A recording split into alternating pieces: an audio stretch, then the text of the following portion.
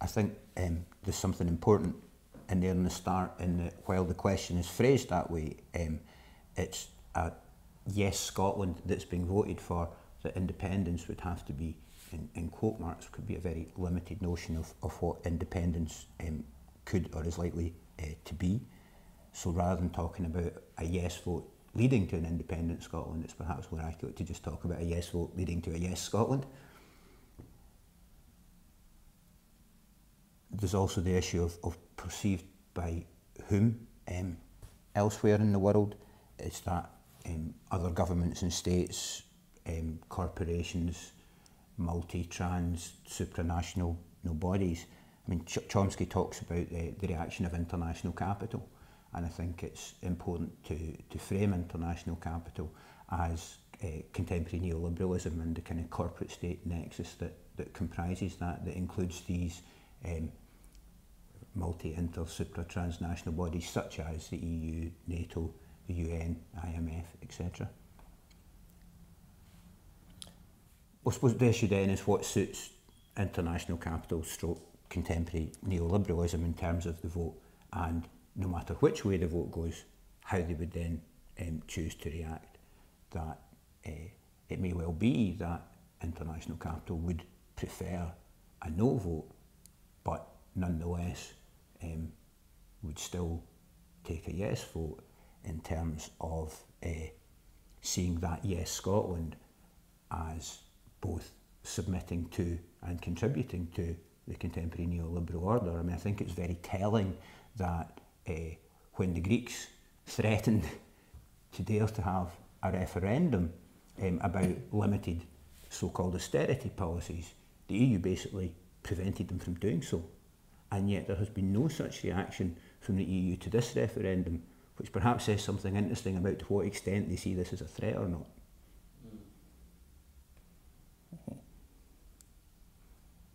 I think that there was the other thing that you brought up, which was ideas of stability in a stable state and the role of creative destruction, and why independence would necessarily be perceived negatively or positively. That doesn't really make sense, but... what do you mean by creative destruction? Well, we started to want to unpack what was meant by international capital. Yeah. So there's a question hanging over what is meant by international capital and how solid a view there is of what its interests are, rather than actually having a more, as if it's a single entity with a unity of a singular will. It's almost giving it some kind of singular presence rather than being conflicted. So the idea of creative destruction of neoliberalism being equally favourable. In the same way that we can see with the kind of, the balkanisation of the Balkans, that it may be that small states are equally suitable for being an integral part of the ongoing neoliberal expansionist project as a strong UK state. Yeah, I think it's partly to do with getting at the idea of small states, or the process of right nationalism across Europe being a threat to capital in and of itself.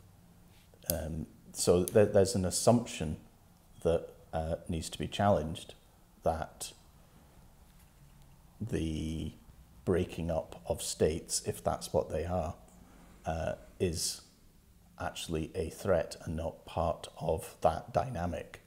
So there's what is the driver in this, and why is...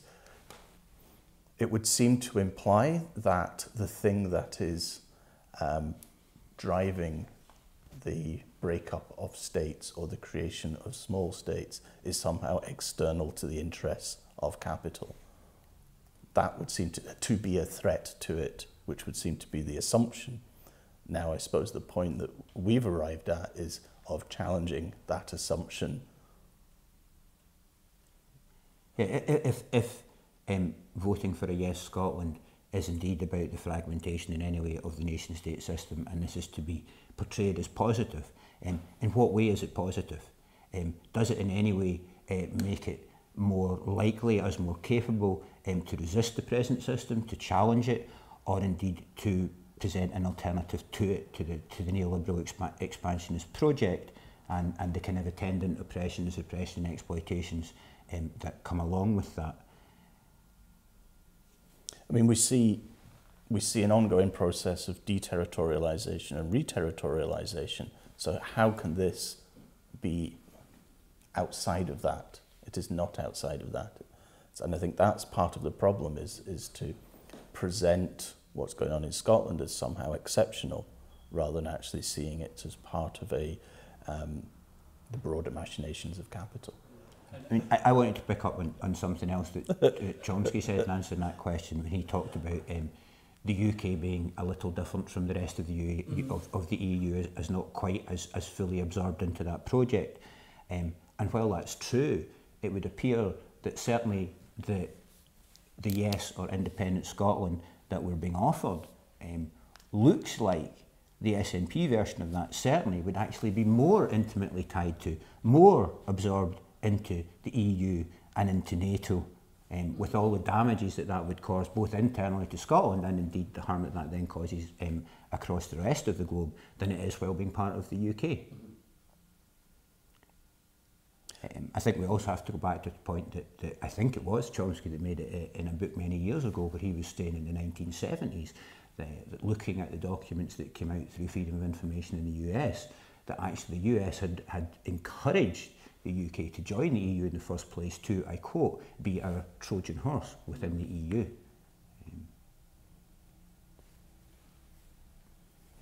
So I suppose we need to look at the nature of the state being proposed, or as others have criticised, the most likely version of independence on offer. And that is a post-sovereign state within the European framework. So we see a kind of a tension emerging between Nordicness out with the EU and the possibilities for national protectionism that affords, and a state fully embedded within the European project that's submitted its sovereignty to those, fully submitted that sovereignty to those European processes. So we see a tension here between what the most likely state settlement that's on offer is going to actually offer versus what it actually is capable of. So it's a tension between Nordicness out with the European frame and what submitting your sovereignty to the European project actually entails, and whether you can achieve your promises under Nordicness within what's actually proposed as a state within Europe. So I think I'd like to pick up on some of that. I think if there is a Yes Scotland, we need to distinguish between different versions of that. There's what we're talking about, what appears to be the most likely version, the kind of SNP mainstream Yes campaign version, which fits very comfortably within international neoliberalism, within the EU, within NATO, and potential alternatives to that.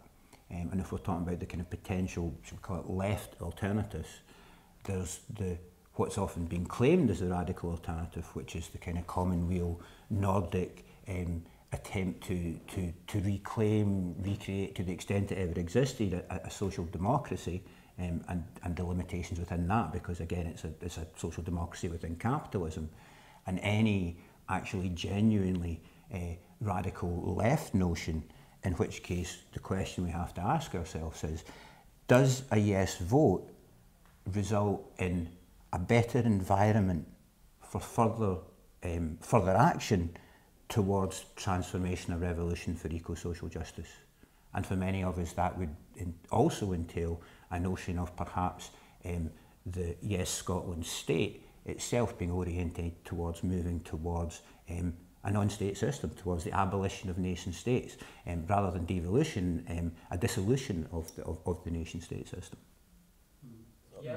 I suppose there's just one addition in that is, so the question arises is to what extent this is just a technocratic revolution. To what extent it's likely to be? Is there a possibility for it actually being something other than that? Or to whatever limited extent that's a possibility, is that a greater possibility than remaining with the status quo? If there is such a thing as a status quo. Indeed, sorry, the evolution of the status quo. Yeah. And I think we also have to notice that there is more than two options here.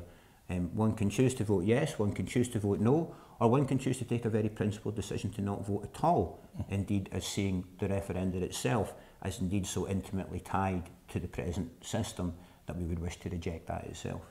Mm-hmm.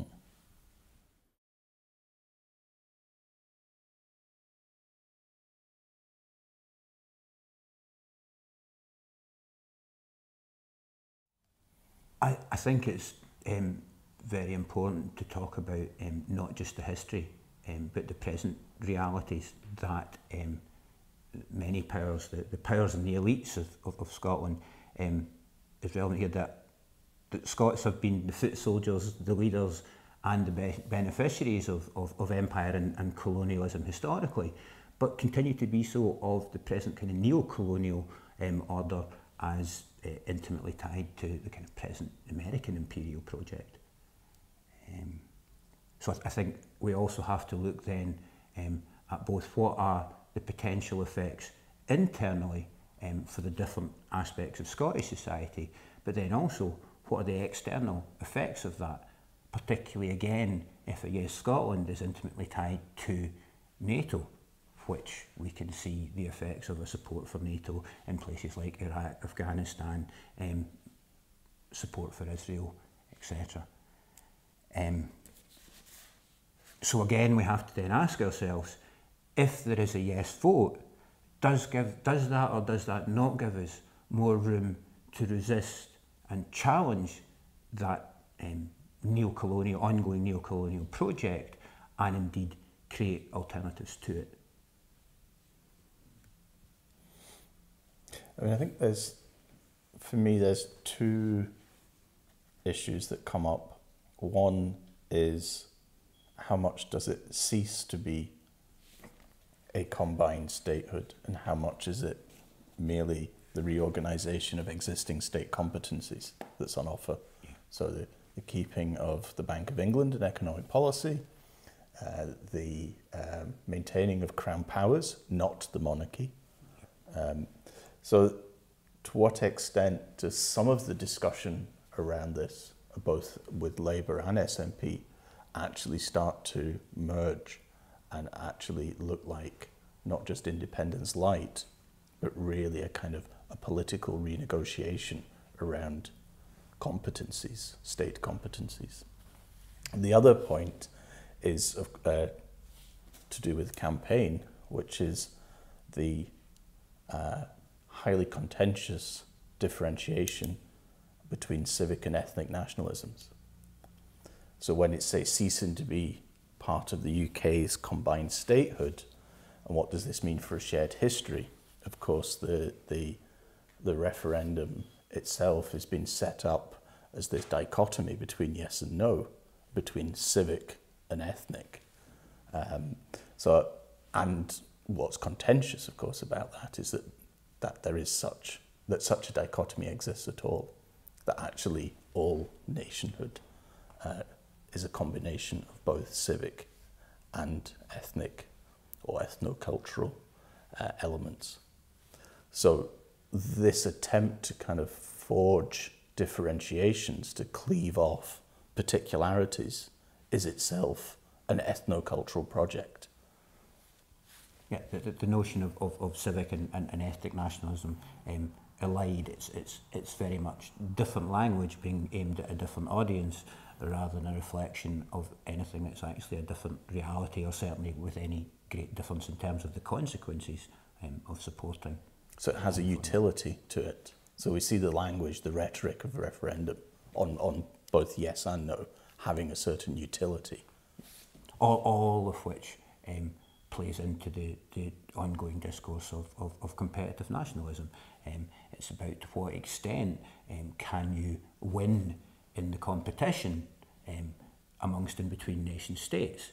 And of course, absolutely inevitable to any notion of competition and winners is again to say that there will be losers. Mm-hmm. And that's losers both internally within Scotland and externally as regards the other countries that we continue to invade, occupy, oppress and repress. And I think there's something important here in terms of, if we talk about perhaps the kind of US-led project of international capital, where Scotland is quite clearly, among other things, basically a stationary aircraft carrier battle group for the US, where basically we've got the military base. In fact, we've got nuclear as well as American military bases, nuclear weapons, and the ongoing role of that. And I think it's seriously disingenuous of the SNP to be talking about getting rid of Trident while remaining part of NATO, which has a policy of first use of nuclear weapons, of not in our backyard, as opposed to in any way an enunciation of nuclear weapons or indeed nuclear war and the first strike within a nuclear war. When what we should be talking about, if we're talking about a genuinely radical or independent Scotland, is a genuinely demilitarised Scotland, not just a question of denuclearising, but actually demilitarising and removing ourselves from opposing to and providing alternatives to that military imperial neo-colonialist project of which we are intimately tied at the present, not just historically. Which kind of brings us in part to the Constitution and the way that the Constitution endorses the current non-proliferation treaty, but leaves very open its membership of NATO, but also the Norway's don't ask, don't tell visitation of nuclear weapons, or Denmark's fully accepted bringing nuclear weapons to port. Never mind countries like Israel who haven't even signed up to it. And yet we are again intimately tied to that, and it's countries like ourselves and France that helped them gain nuclear weapons in the first place, gain nuclear capability. So as you say, the signing up to the treaty and the inclusion of that within the Constitution itself is really a very minimal, so that could actually be done. So what is actually on offer, again, as the most likely indeed, yes, outcome of nationalism on offer, what is actually offered, but then the rhetoric that actually surrounds it, we see as contrasting greatly. Yeah. So what's actually on offer is possibly even less than Norway actually has at the moment, and all it's actually doing is fulfilling treaties that the UK has already signed up to. Yeah. And it's important to say that that's a very selective fulfilment of the treaty in itself. We seem to neglect that the Non-Proliferation Treaty has two parts. We use the Non-Proliferation Treaty to beat other countries over the head that we would rather not have nuclear weapons, to say they shouldn't gain them. Mm-hmm. At the same time, the second part of the Nuclear Non-Proliferation Treaty says we should all be divesting ourselves and all other nuclear weapon states of those nuclear weapons in the first place. So if we were actually to even fulfil the treaty that we have claimed to be part of, that in itself would be constructive. But there would be no need for that to be part of a yes Scotland. The UK has signed up to that and should be divesting itself and encouraging other nation states to do so. So again, we see a kind of process of differentiation from the rest of the UK on something which is actually a very minor technicality.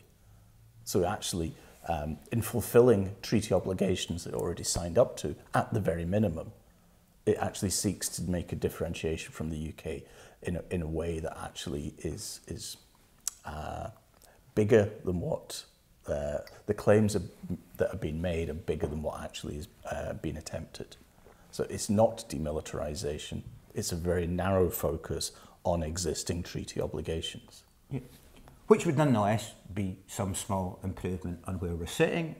To go back to the issue of the US, inevitably we have now seen very, very clearly and forthrightly the US entering this debate, where you've had both Obama and Clinton speaking out in favour of a no vote. And we'd be very naive to assume that there hadn't been strong American and EU influence that we have not seen prior to that. Obviously, it would suit these powers if we continued to keep Trident in Scotland. Getting rid of Trident would be a small positive. Well, the other point about that, which is also the Norwegian one, is, of course, this applies to non-wartime.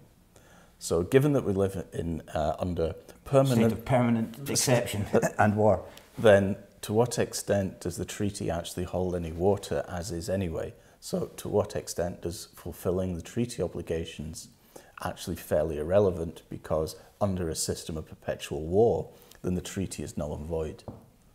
So an independent Scotland can sign up to a treaty and actually fulfil its obligations at a minimum of the treaty, but in actual fact pretty much continue as is. Chomsky talks about Europe now being free from internal wars and undergoing a process of peaceful integration. And I think some of that's worth questioning and worth opening up.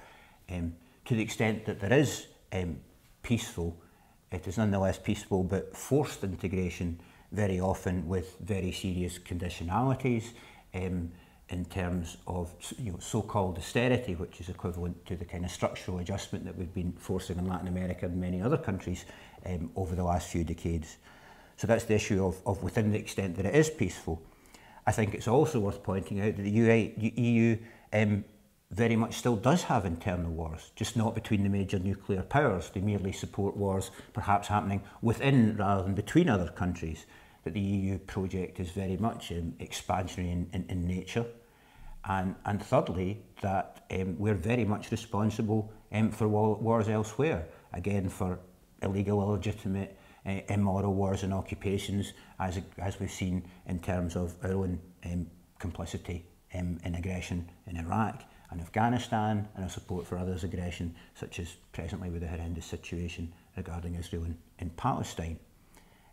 As Chomsky says, I'm going to quote him, but if you look around the world where there are conflicts raging all over the place, virtually all of them have to do with nation-state systems and boundaries that have been imposed by the imperial powers. So again, our question has to be, how could a yes vote provide a challenge to that and an alternative to it? I mean, he goes on to talk about the coalescence of more or less coherent groups, and I'm not sure how that reflects contemporary capital, experiences of contemporary capital from or even experiences of modernism. So are we actually seeing the coherence of more or less coherent groups? Is that possible? Is it desirable? And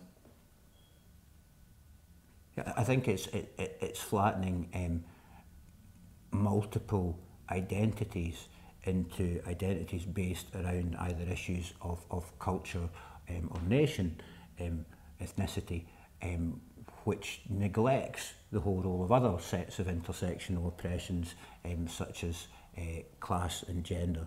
That indeed, to what extent can we talk about homogeneous groups coalescing, particularly with regards within a kind of territorial container?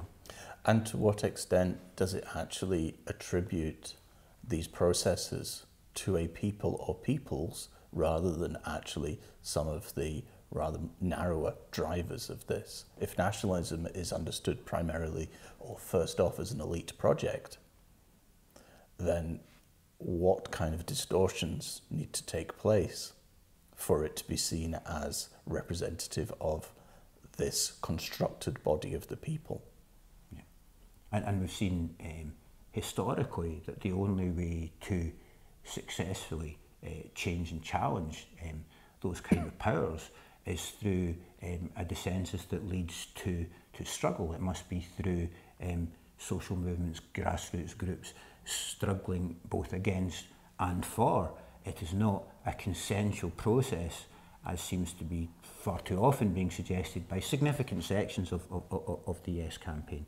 How can we use the Yes campaign, and either a yes vote, or indeed whatever the vote may be, as a process in which we create and evolve those kinds of grassroots struggles that's about social movements working together, both within the national container and inter and transnationally. How do we show solidarity? How do we connect struggles across the world for eco-social justice? I mean, I suppose that's the central question again and again, is it? To what extent and how do we use the vote, be it yes or no, to work for eco-social justice, both within Scotland and more widely across the globe? And also, how does it deal with difference? For me, there seems to be a tension between this ethno-cultural notions of coherence and actually the political dissensus that is evident across society, in fact, is essential for politics of society. So I see a kind of anti-political, almost a kind of problematizing of dissensus, of the political, in this notion of coherence. As opposed to a welcoming of dissensus, of critical dialogue and disagreement as central to any notion of what we mean by politics, and therefore central to any notion of what we mean by a genuine participatory democracy, as opposed to this consensus notion of what Swinendow, if I can pronounce the guy's name correctly, talks about in terms of a post-politics of governments, that we denude any issue of struggle, of dissensus, of democracy and politics, and create this consensus around, as is Margaret Thatcher's notion of Tina, there is no alternative. What technocrats do we put in place to better govern us? Yeah. And what kinds of fetishization of the state come from this? But I suppose the point is that the state becomes elevated, that the people are united under the state comes to represent the people and is of the people are of the state. I can't really do it justice. Individual state version of the collective will, which again homogeneises the people, flattens identities and the oppressions that go with them, and again any notion of dissensus or genuine politics. And again, I think there's something really important in here when we're talking about democracy, that we're talking about participatory democracy, and not this myth of representative democracy, which is neither of these things. Mm-hmm. It is neither representative of, nor accountable to those who it claims to be, mm-hmm. nor is it in any way actually democratic, in the sense that people have a say to the extent they are affected by decisions. Mm-hmm.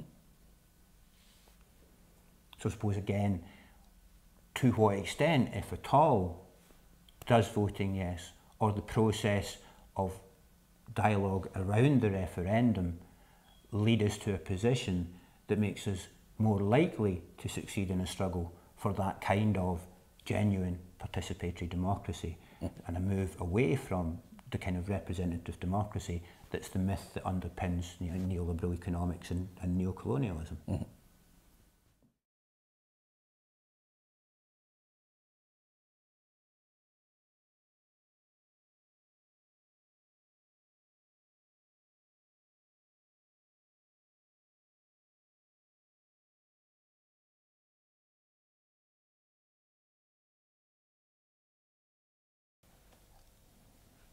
I very much like Chomsky's notion here when he talks about Scotland having to be, or to what extent it will be treaty worthy, worthy of submitting to and contributing to the neoliberal order of the state corporate nexus, and as such centrally about the notion of stability as support for and evolution of the status quo, and importantly again, that is intimately tied to this nexus of multi-trans supranational bodies such as the NATO, the UN, the EU, etc. And thus it's actually illustrating the fact that this would not be an independent or a sovereign Scotland. also that we then have to look at, if Scotland is treaty worthy, what are the impacts and consequences of that, both internally as regards Scotland, and the impact of that externally, again, the massive negative effects on many other nation states and peoples across the globe. And we have to once again split the notion that's been put before us of the likely SNP mainstream yes campaign, which very much appears to be pandering to that notion of becoming treaty worthy, and thus inherently part of that oppressive global system, when the actual genuine radical alternative would be withdrawal from some of these bodies, repudiation of some of these treaties, and the creation of alternatives to them. I think within the so-called debate, it would be good, in fact, it would be the very minimum, to actually identify what these global pressures of state restructuring are. I think that's an absence. We see such a campaign based on national intimacy that it very rarely gets to actually what these global pressures, of which an independent Scotland would sit within. Even on the no side of it can't, it won't, it's still very much within a UK framework. It very rarely kind of broadens it out. I would also like to see something to do with, also in how Chomsky frames it there, about how we actually identify and locate our own agency within this, because it seems far too much of a done to us victimization, which we're all too familiar with within the campaign. So I wonder where we would actually identify our own agency as citizens, for want of a better phrase of that. So how the global and the local interacts and how one influences the other, rather than seeing it as simply as a one-way process, which is not to deny the hierarchies and the pressures that are there. But let's actually debate them and get them into let's find the space for debate and actually get them into a discussion.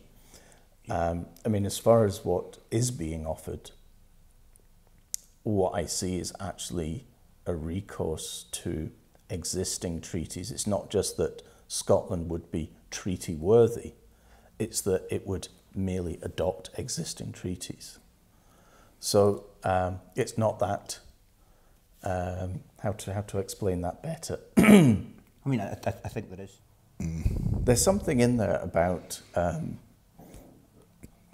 it's the need for critique, to some extent. It's, as you were saying, we have to actually open up and explore the present realities of what our contemporary conjuncture is in the first place, before we can have any coherent notion of strategies or visions that would be a resistance to them or alternatives to them. And that's part of the problem, that a lot of the so-called debate at present does not open up these issues. In fact, it elides them through discussions about issues of nationality and ethnicity, rather than actually opening up this corporate state nexus of power, these treaties, these bodies of which we're part, that we have to have an understanding of before we can choose to challenge them. The debate is non-existent, as you describe it, to the extent that we can have what Chomsky puts forward there of idea of permitted each state to operate freely without interference. So we have state sovereignty being put forward at the very same time as an actual submission of the state to a post-sovereign circumstance within the EU. That is, it submits itself to EU treaty obligations uncritically. So again, we see this kind of double-facing nature of it, whereby a kind of state autonomy is invoked at the same time that actual state sovereignty is actually being dispensed with within the European project. So again, I think the question we have to ask ourselves is the process leading up to the referendum, and is the possibility of a yes vote more or less likely to lead us to that kind of critique where we can have a critical dialogue that helps us to understand the contemporary conjuncture of oppression and repression, to again then set out an orientation, a vision of what would actually be radically different, and strategies that would take us from these heres to those theirs. So there's something in there about the difference between, maybe it's the subtlety, and the difference between what Chomsky proposes as being of becoming treaty worthy and what is actually proposed as actually being a treaty state. And by that I mean, an example would be how the Icelandic supposedly crowdsourced constitution is put forward as a possible model, or the contents of that constitution are put forward as being exemplary. The difference, of course, being that Iceland sits out with the EU, and Iceland is not merely adopting European treaties. It is actually debating them internally and adopting a sovereign approach to those issues. It needs to debate them because it can't simply adopt European constitutions or European treaties. But what we see here is almost a lazy shorthand which simply seeks to adopt that which exists rather than debate them. Now, what Iceland has done on a very public level is actually raise these issues, search out these issues, analyse them in a public context. What we see differently in Scotland is the Icelandic example being used as another shortcut. So we don't actually see a crowdsourced constitution in Scotland. We see, isn't it great that they've done that? Can't we have it? Rather than actually setting up the process. Yes. Why can't we set up the processes by which we actually also arrive at that? So the processes of arriving at and working through a shortcut. As with the treaty worthiness of Scotland, it isn't debating those actual treaties, it's simply making it Scotland treaty worthy. And I think there's two issues in there. It's how do we have the critical dialogue and process to create treaties, constitution, I suppose, an internal treaty in some ways. So there's the process of creating one. Then there's also the question we have to ask ourselves is, to what extent does having a constitution then shut down the possibility of that process in the future? Yep. That by solidifying certain things, that we once again remove these issues from politics, from dissensus, from democracy, by creating this legal document that again speaks to the notion of there is no alternative. I mean, the other thing I suppose in there is with this idea of kind of global interdependencies, is to what extent are we seeing a reframing of British intimacy as Scottish intimacy? I mean, at the European Cultural Forum last year, nowhere was the idea of cultural policy within a European framework actually being discussed. There were only two levels. There was the UK and there was the Scottish.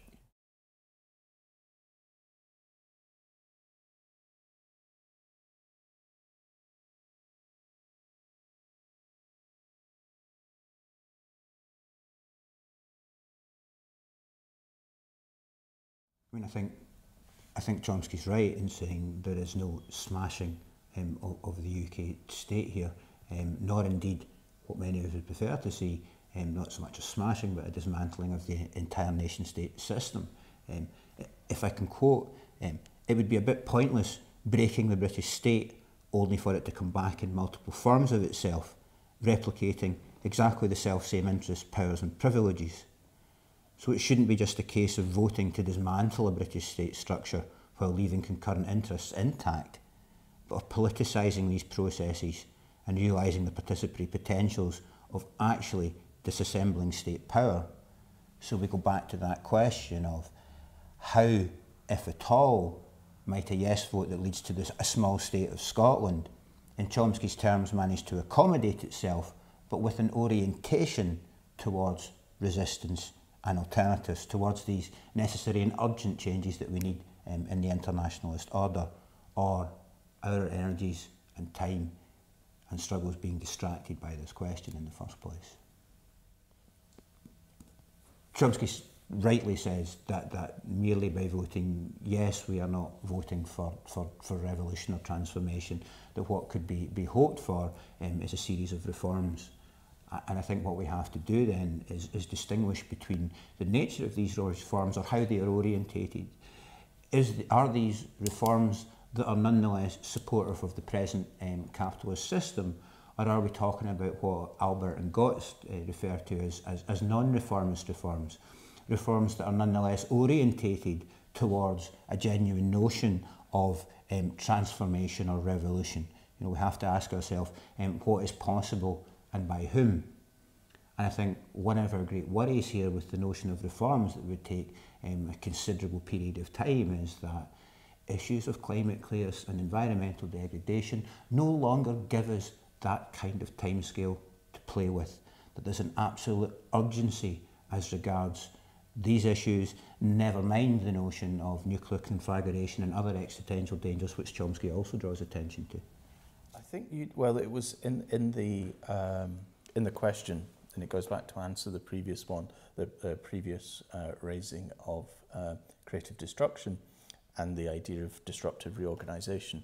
And I think you'd flagged up Klein's, what's the phrase?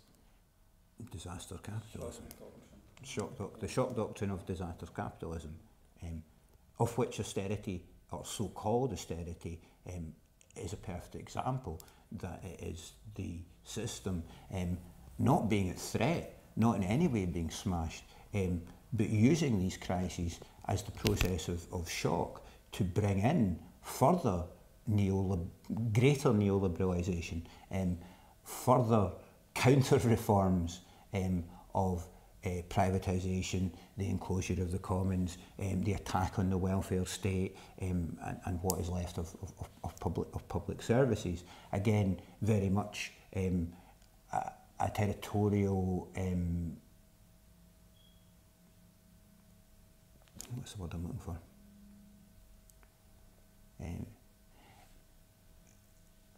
Very much an adapted version of, again, the kind of same kind of structural adjustment that we have imposed on much of the rest of the globe, coming back home to us in Europe with exactly the same consequences. And again, the worry being that a yes vote, certainly with the kind of Yes Scotland that the SNP are offering us, would, if anything, increase those levels of austerity, and then again the repressions and oppressions that come with that.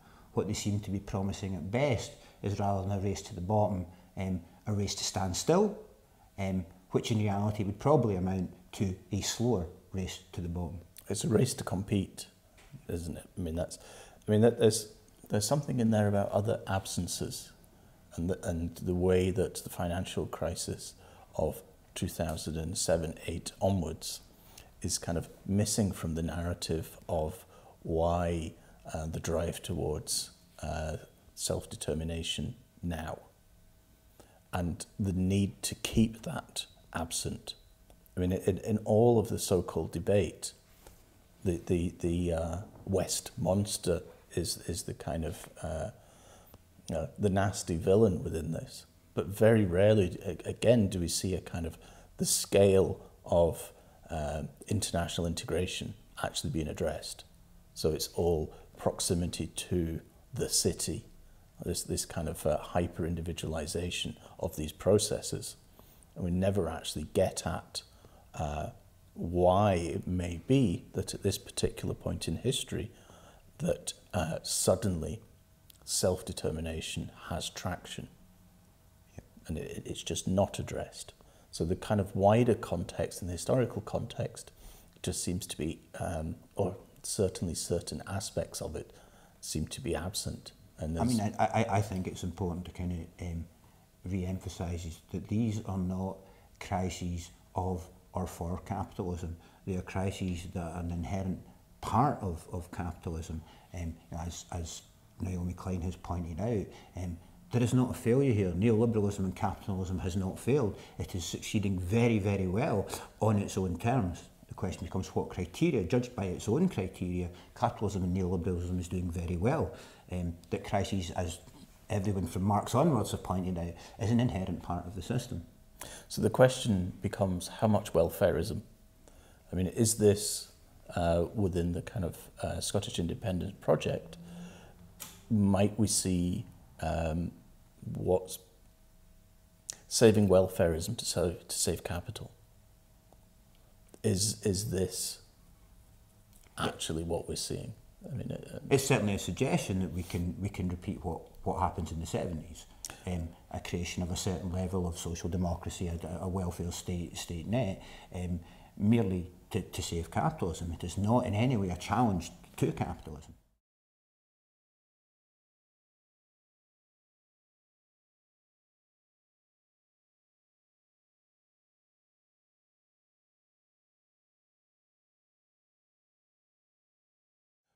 We wanted to revisit Kelman's, a quote from Kelman from '92.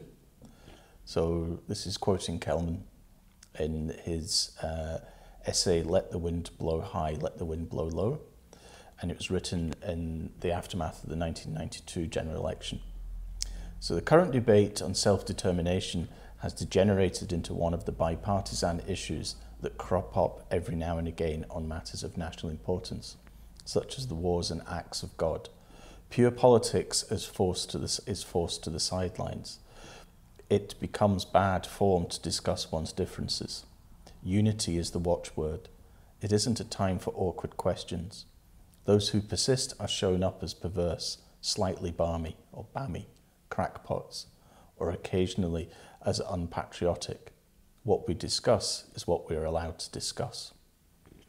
And I think, worryingly, we've experienced that far too often in large sections of the supposed debate around the referendum, where any suggestion that one might not vote yes sees ad hominem attacks, where you're labelled a bad person, a bad lefty. There's an element of shaming going on, and again, it withdraws any notion of a politics of dissensus and critical dialogue, a refusal to even accept that there's a notion of a coherent no position, or indeed, as Kelman says, a coherent position that says don't vote at all.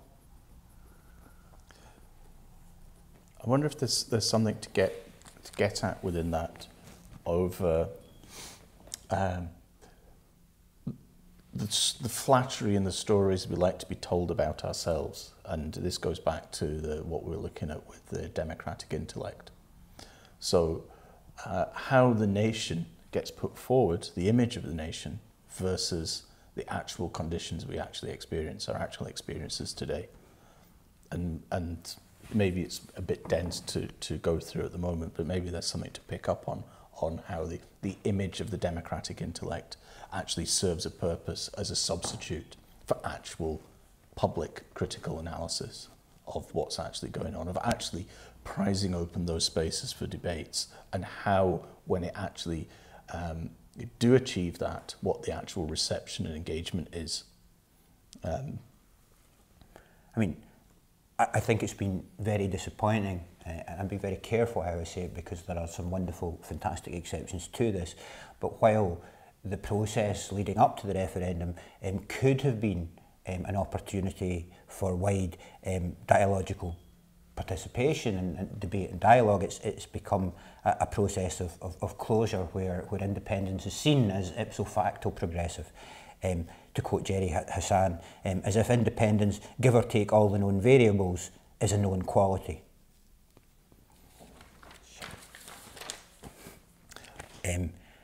That independence here then functions as a utopian, unquestioned category into which people can pour any of their desires and hopes and aspirations for freedom, for equality or democracy.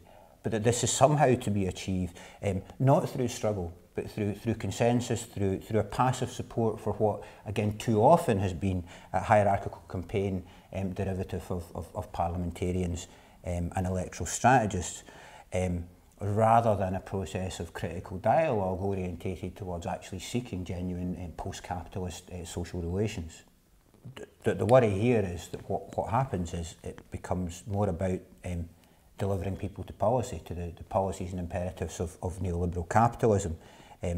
That the worry is that what we do is replace one set of post-democratic political governors or managers with another set that merely happen to be located geographically closer to home.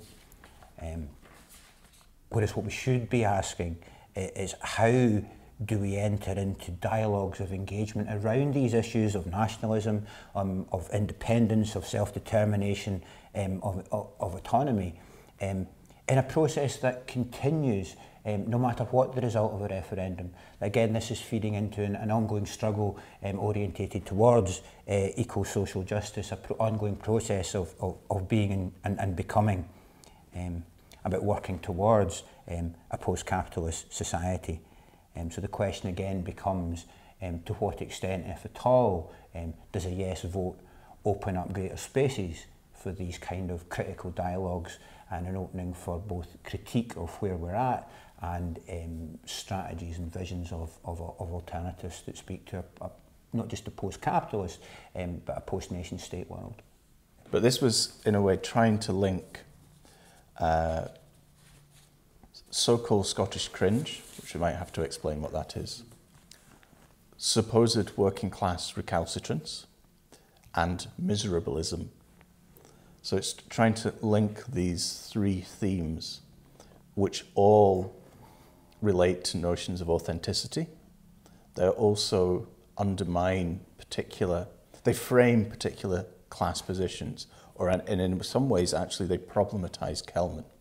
And they problematize Kelman's generation and the kind of writing that Kelman actually does, which itself is fraught also with notions of authenticity, but also what it brings up is the vernacular.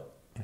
So it turns it into issues of individualistic or group psychological problems rather than an exploration of the genuine oppressions and repressions that lead to these kinds of writing and these kinds of critique.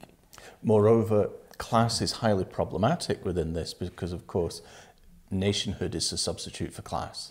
So class becomes problematic under discussions of national unity.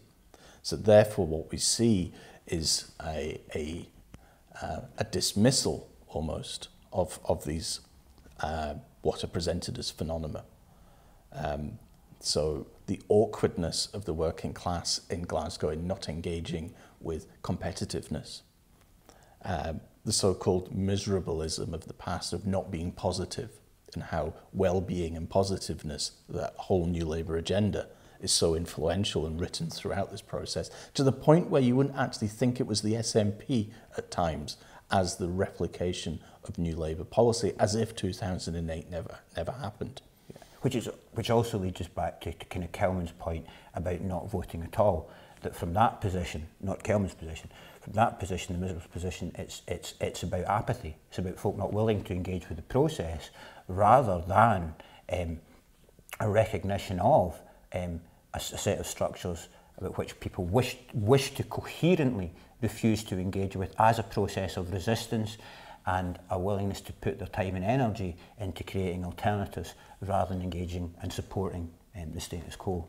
And that could in some ways be applied equally to voting in the referendum as it is to voting in any other set of circumstances.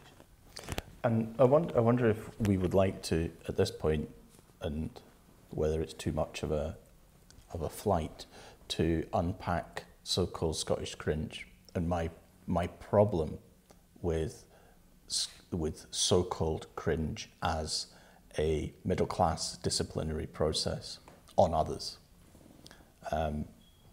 In part, which is not to dismiss people's experiences of it as not having happened, but to try and locate who it actually is applicable to, and not to say that this, to understand it as a class position, because as somebody who was schooled in Scotland in the rump of a fishing community in the 70s, I certainly never experienced anything like the kinds of middle-class aspirational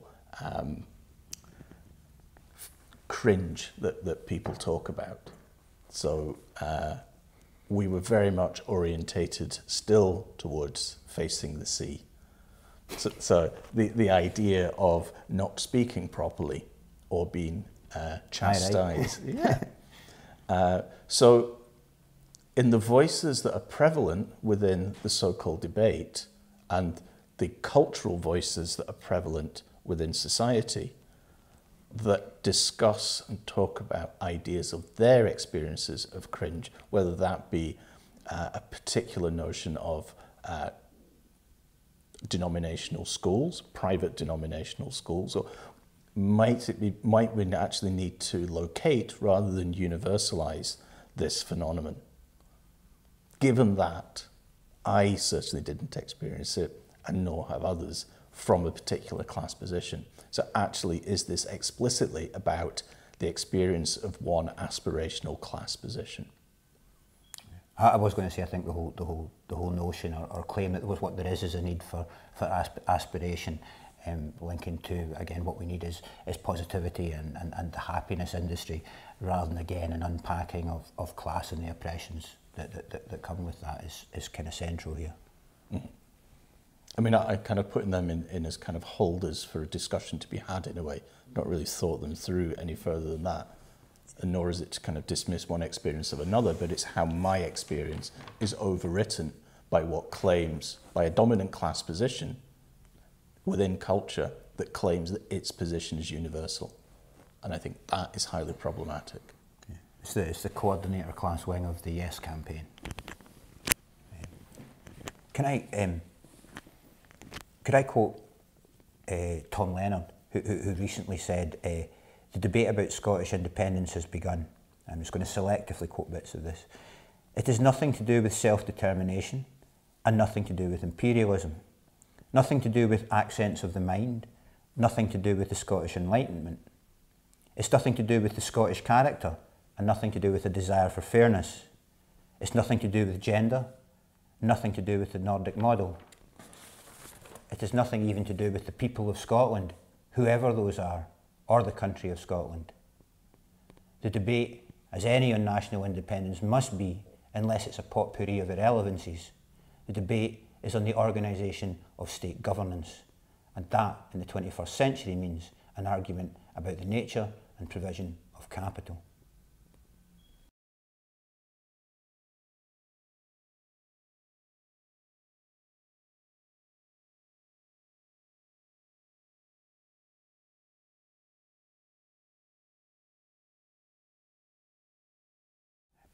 Again, I think it's important to unpack the actual nature of the present system and go beyond merely referring it to it as capitalism, and again perhaps talk about neoliberalism as again about the, as Holloway talks about, the corporate state nexus, that again bringing the state and the corporations together and the intertransnational bodies that connect them. I would also vehemently disagree with Mark Fisher. I think Chomsky's right. All you need to do is look both historically and around the world at present to see there are plenty alternatives to capitalism. And I suppose the question for the independence debate, the referendum and post-referendum again, is to what extent can we use these to construct coherent and possible visions and strategies for getting there, and is voting yes in the referendum part of a coherent strategy to achieve a post-capitalist society that, again, not just post-capitalist but post-nation state, a post-corporate state nexus?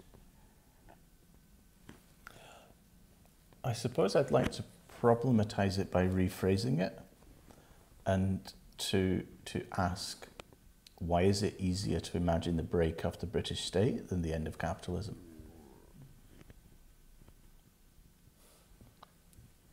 And that's it. It's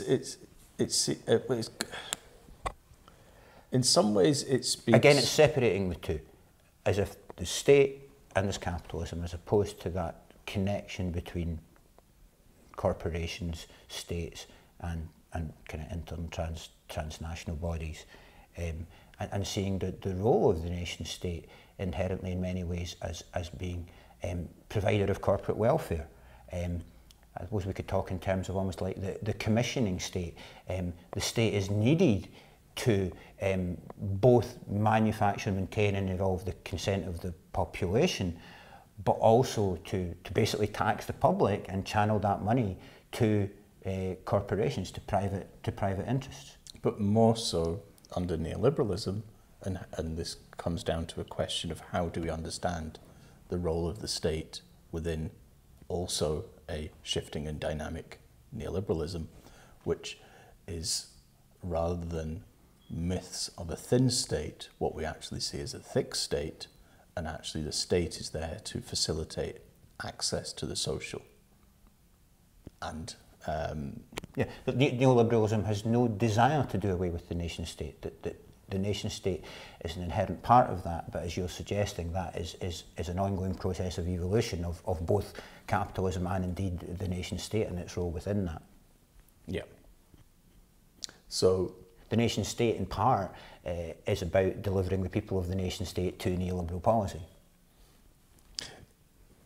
More than that, it's actually necessary to penetrate the social.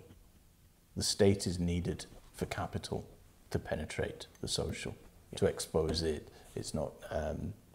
The state opens up the different spheres of society to privatisation, to accumulation. More deeply than ever before. Yes.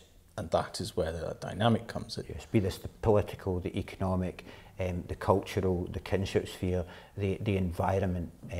These are all open to the destruction of the commons and the privatisation for the benefit of the elites. Which I didn't expect it to, but it kind of brings us to the question of competitive nationalism and the economisation of culture and the culturalisation of economy that's actually being, it's not just being proposed, but we already inhabit that relation.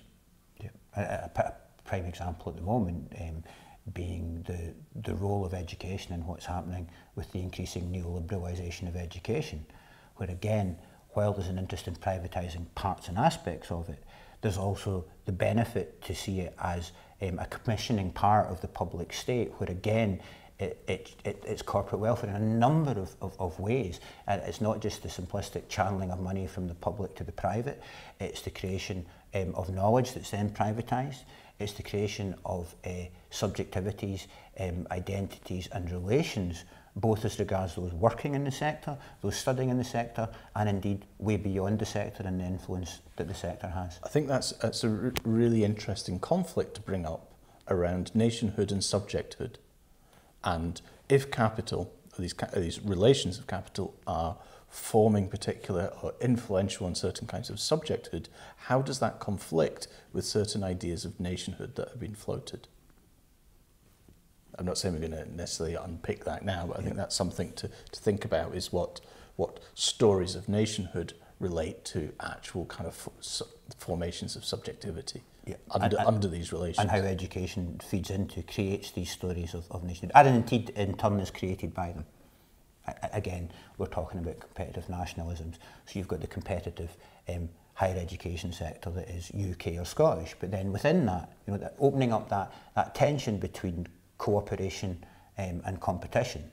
At one, the universities of Scotland are to cooperate with one another, to compete internationally. But within that, they have to compete with one another.